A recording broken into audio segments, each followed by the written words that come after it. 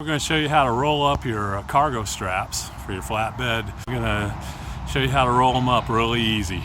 All you need is a drill and a oversized hex key. And it doesn't have to be that long and that big.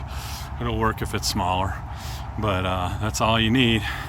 What you do is you take it and you stick it right in here and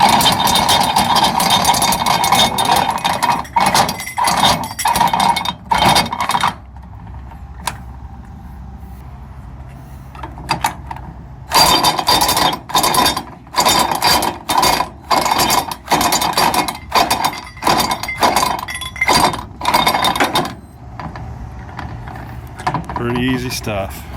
And then you